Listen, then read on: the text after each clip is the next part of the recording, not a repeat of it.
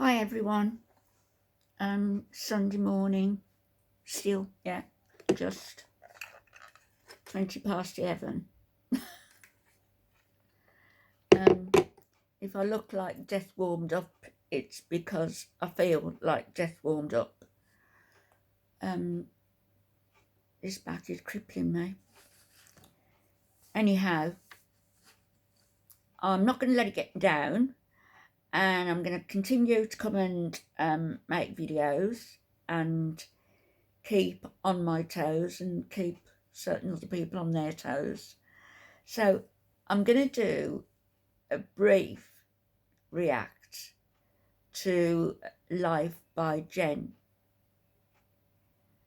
And I'll preface it by saying, rarely have I felt so angry at watching another YouTuber.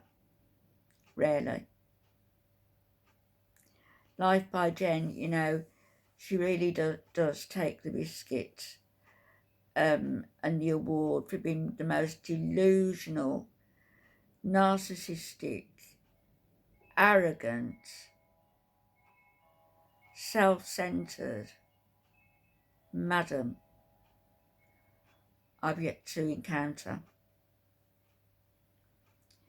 And ungrateful, I might add. She posted some time back that she'd lost £150 whilst in hospital. I beg to differ, although I can't know for sure, but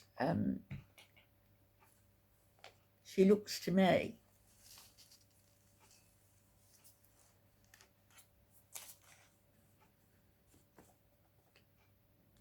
bigger than ever. She can't get up, she can't walk, and she was doing that, and she was able to transfer into her wheelchair and do videos. She can't do that.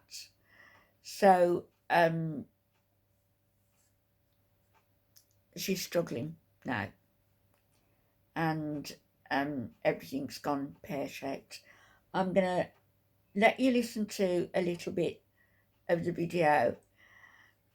I'm not gonna inflict all of it on you, but just so you'll get the gist of what she's saying, and then I'll come back and give my take on what's going on. So here's Jen.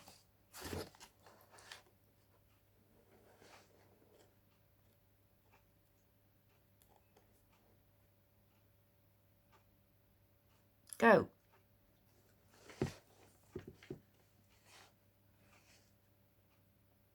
What's the matter with you? I think that it's just unfair how obese people are treated, not by any one individual, but just by the system itself.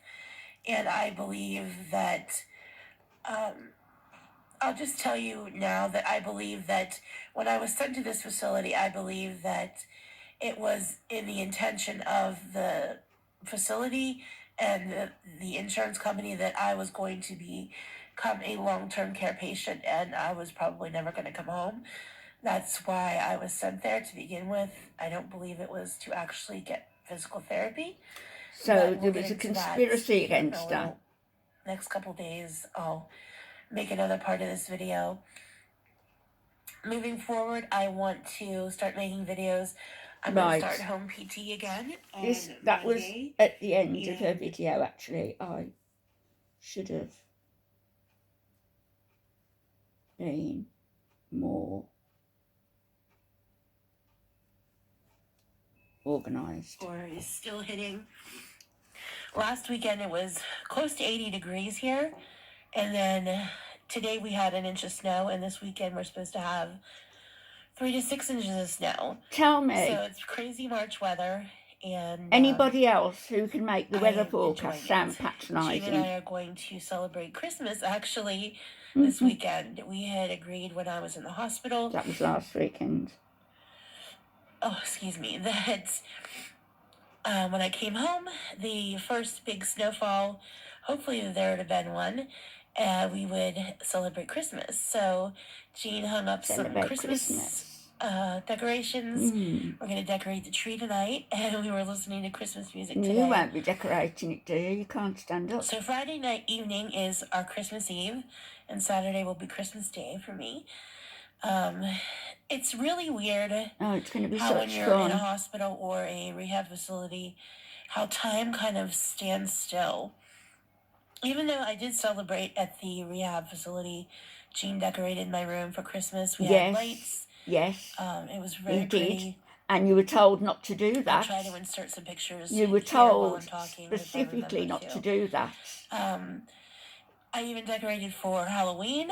Yep. We didn't decorate for Thanksgiving. You were told not to do that, I not really to didn't use have a decorate lights. for Thanksgiving other than hanging up turkeys, but When you mentioned it to the hospital staff, and they said that using electrics and bringing your own stuff in, you know, they didn't allow you to put lights up.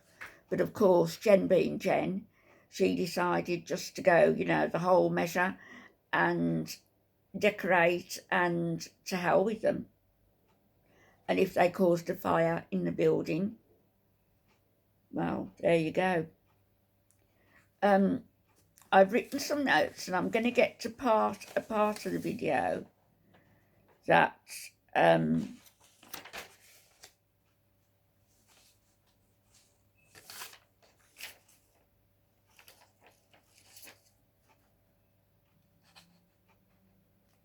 right.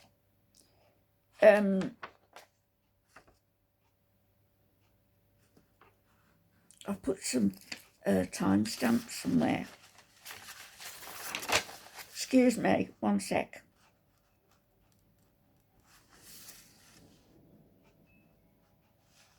I thought I put some timestamps there.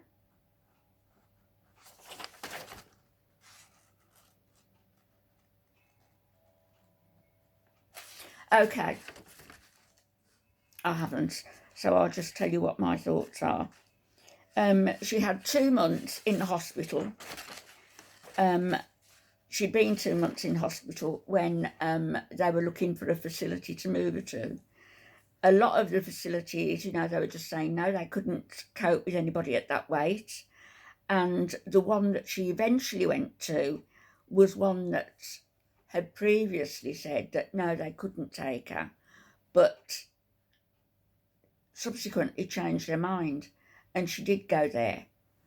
And she's saying that she thinks there was some sort of agreement between the nursing home and the insurance company, some sort of acknowledgement that she would not be coming out of there, she would be staying there permanently.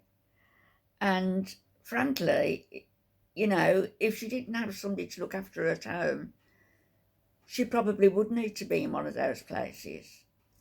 And you have to ask yourself, don't you, why, once Jean had moved in with Jen, why things got so bad? Why she became so enlarged and engorged, and was he feeding her? Is he a feeder? I don't know. Is he? Possibly. He snuck food into the hospital, I know. And, well, they showed us, didn't they, what he'd taken in. Some of it.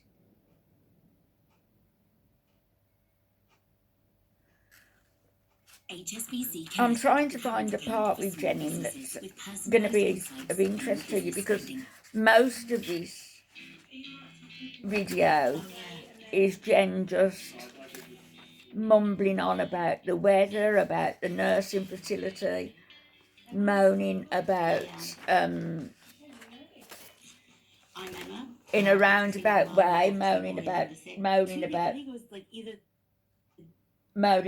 staff. The day before again, they called and said that they had an outbreak of COVID, that they were not going to, among the staff members, and that they were no longer going to accept new patients until, I think it would be like 14 days back then, and the quarantine time was, until they got that taken care of and things, cleared up. She's like this So that throughout the place was video, off limits. mumbling and... So that there was talk about waiting the 14 days to staying in the hospital. But at that point, I had been in the hospital almost 2 months, and my insurance was starting to not want to cover my hospital stay because, of course, I wasn't sick. I mean, other than the physical. Other than being morbidly obese, super here. morbidly obese. Looking at Jen, I would say other than the physical that need she for rehabilitation, I wasn't physically ill. Like, my UTI had cleared up, the MRSA was gone. Well over £600. So there was no reason for me to actually be there, but they just couldn't find anywhere for me. We had kind of talked about me coming home with medical equipment and just having home PT. But then again, she moans about nursing homes not being able to accommodate her or not being willing to accommodate her. She says that there's a lot of discrimination against morbidly obese people, and they look down upon, and people are, they degrade them. Well, to treat your body in that you become 650 pounds to the point that you can't walk, that you can't go to the toilet by yourself, that you can't wipe yourself, that you can do nothing for yourself, that you're lying down all day. I would say that you are the one degrading yourself. You are the one degrading your body. You are the one inviting criticism. And I will criticise you, not because you're morbidly obese and all the rest of it, but because you've been given every opportunity to accept this help that you've been given in hospital all that time, in a nursing facility all that time, all the help you've been given. If you'd stayed on a diet, as Dr. Now would tell you, you could have been losing £10 a week. £10 a week. And you were away for 7-8 months. You would have halved the weight you went in as. You would have halved it. But it looks to me as though you've just added more weight on. And the reason, one of the reasons, well, there's two actually, but they link into each other, that facilities are reluctant to take people of your size is A, because it's going to take how many nursing staff, how many carers is it going to take to manoeuvre you? How many carers is it going to take if you're lying in bed all day to move you every 2 hours so you don't get bed sores? How many carers is it going to take to change your diaper? Because I'm sure you're wearing one. You won't be able to get to the bathroom on time. How many carers is it going to take to shower you? They would have to get a hoist. You would have to be lifted up in a hoist, I would imagine, to get into the bathroom. All because, not because of an illness, which is a tragedy for people who do have illnesses and have to have this care. Not because of that, not because of an illness, but because you're a glutton, because you can't keep your mouth closed when you're around food. Because you admitted, didn't you? in one of your videos, if it's still up, but I remember you admitting it. So I'll say allegedly admitted it. That you would rant and rage if you didn't get the food you wanted from your mother, who was ill herself, I believe, when she was looking after you, and you admitted to raging at her. You admitted to being violent with her. I can't imagine a daughter doing that simply because her mother had, overcooked the spaghetti. Only gave you 2 lamb chops instead of 4. I don't know.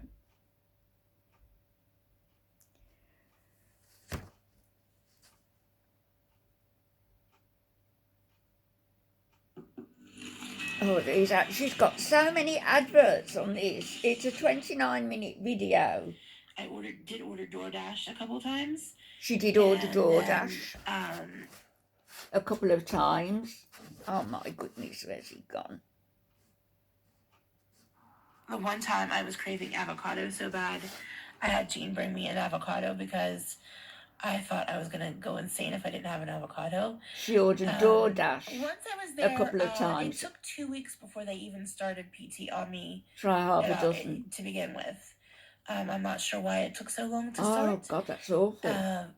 I have an idea Probably now, because they've got other patients. Later on. But this is going to be like to tell you how I feel about how society treats an obese person, about obesity in general, about people with eating disorders, how you are looked down on in society. It's not like it's a choice, Jen. You want to. It's a choice. Yes, I have failed many, many times at doing something about it, but it is an addiction and it is a problem. And I have never once said, oh, my goal in life is to be obese, super obese. So you choose to put that food in your mouth. You choose to ignore the hospital's advice. Especially insurance companies. But we'll get to that at the end of the story because I'll tell you what I've concluded from this whole thing. So after the 2 weeks, I did start PT. I was doing really well. They started with bed exercises. I was doing those daily, twice a day actually. I had occupational therapy as well as physical therapy. You see? And then she was getting everything. 2 weeks, I started sitting and up. Still she moans. Still she moans. Now, let's get to this bit. Because I don't want this to go on. I think I said that at the beginning, but dealing with allergies. I had so many discharge dates. It was crazy. First, my original discharge date was supposed to be November 30th. Then it was moved to December 14th. Then it was moved to December 31st. We needed while I was in the long-term care facility. And it's not easy right now. We're struggling pretty hard. But here we go. As I move forward, I'm going to finish telling the story. I think that it's just unfair how obese people are treated, not by any one individual, but just by the system itself. Come on, get to it. So I'm waiting first on an evaluation from PT before the insurance company will approve either a new. Somewhere I picked it up. I was the only person at the facility at that time because they had gotten rid of it all. So she's they'd gotten rid of COVID in the facility. 14 times the people that they had, and then somehow I picked it up from somebody. Yeah, probably Jean. I gave it to Jean, and we were both. He was probably a carrier. For a couple weeks. I wasn't too terribly sick, thank goodness. Back and forwards. Antibodies, the injections they do. One in during each arm, a pandemic. one in each leg, and it's supposed to cut down on the severity of the COVID and how long it lasts. My big problem with COVID was I lost a sense of smell and taste, and that lasted for, I would say, at least a month. Sorry. And even now, it's an ironic laugh. It's not a laugh because of COVID. Do you all remember when Jen and Jean made that obnoxious video saying that COVID, it was just a nonsense, they didn't believe in it, and they're all into all these conspiracy theories, and about Western medicine and how the government feeds you misinformation. And they were talking about masks and how, it was ridiculous that people were expected to wear masks. So what they did, Jean and Jen, some of you will remember, they got 2 tampons each and stuck one up each nostril and said, there you go, we've saved you going out and buying a mask. These will work equally well. Well, they weren't laughing then, was they, when they got COVID themselves? And get at times I can't smell things unless I I'm sure that they have to follow some kind of guidelines for what they consider a balanced diet to be. I got Jen and to Jean. pick up on. I'm trying. Another advert. And my first goal was to stand up for a minute. First goal, stand up for a minute. And I smashed that. I was able to do that. It was a little heavy, but that was the extent of it. I was very fortunate that I didn't have it any worse than that, because I think we all are aware that at my size, getting COVID is usually, you have a really good chance of it becoming fatal. Yeah. And the chances, it's not good. No.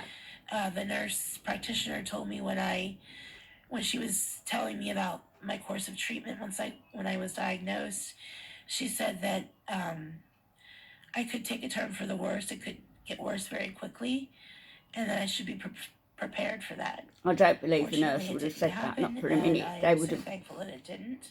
They would have been there to boost your morale. So after I got COVID, I was not able to do PT because I was so short of breath. It was hard for me to sit up. I obviously was released on February 22nd. It was crazy. And I will get into the story about so many release dates. No, let this run for a bit, because I think I will stop here, because this is going to take a couple videos, because it's a long story. And I want to make sure everybody is filled into the entire story, so I don't. She's going to be making a second video. Where I was, what was going on, and where I am now. I do want to say that here we go. I appreciate you guys, the support that you have given me over the last few months. Especially you, Marcy. Jane and I are struggling pretty bad right now with very kind. Making rent and all the other daily things that we need in life. Because Jane doesn't work. With paying for transportation costs, for Uber, there and back. All sorts of things that every day we needed while I was in the long-term care facility. So you could sit in a room. It's not easy right now. We're struggling pretty hard. But as I move forward, I'm going to finish telling the story of what happened and what went on at the facility. Tell you kind of, when I wrap it up, my thoughts on the whole saga in general. The thoughts on the whole saga is poor Jen, basically. That's the thoughts on the whole saga. So Jean was going back and forth in an Uber. He used to get to the hospital at 10 o'clock in the morning and stay until 7 in the evening, or whenever was throwing out time. And then he would get an Uber back to his and Jen's apartments. So it was an Uber there and an Uber back. And I would imagine, I can't remember whether she said where this facility was, but was it an hour away? Was that the one she went to? But if it was, imagine the cost of the Uber there and the Uber back every day, or even every other day. That's why they're struggling for rent. having said that, they're in social housing. She gets all sorts of benefits, although she alleges that she doesn't, and then she said that it's sort of like sheltered housing would be in the UK. You have to fulfil certain qualifications, if you like, in order to have the accommodation given to you. So Jen got this accommodation, which is more or less sheltered accommodation. Jean moved in, and Jen said he's now on the lease with her. So they're both there legally, but Jean allegedly gave up his job so that he could be with Jen every single day from 10 in the morning till 7 at night. Who does that? I mean, take, for example, a woman who's pregnant, you know, she has a 4th or 5th child maybe. Her husband gets a week, maybe 2, paternity leave, and that's it. He has to go back to work full time, and the mother has to get on with it. But Jen needed him there. What the nursing staff didn't do, Jean would clearly fulfil, you know, bringing in food maybe, helping. I don't know whether he'd help change her, whether he's going to be her permanent full-time carer now and be paid for doing that. It's starting to look that way, isn't it? But anyway, that's Life by Jen, and I hope you got that little bit at the end where she says thank you to everyone who has been so kind and helped them so that they could live the life, these are my words now, live the life of Riley, with Jean going to a room, and he used to nod off to sleep in the afternoon sometimes, she said, when she took her nap. He took his nap. How nice, you know, to not have to work. These grifters think society owes them a living. Well, they've got the accommodation. They get an income from, I don't know how it works in the States, but like whatever sickness benefits because of a morbidly obese. I would imagine she gets that and some sort of carer's allowance to pay somebody to look after her. That's how it works here. And then if somebody is approved as a full-time carer, that will be given as well. So if they're short of money now, it's because of how they spent, you know, they were just profligate. They spent like there was no tomorrow with, you know, DoorDash and bringing food in. I'm sure that Jean did do that. Well, we know he did do that because we saw it. And the Ubers every day, and what else? I'm sure that every wish was fulfilled. So if anybody is going to give money, you know, good on you.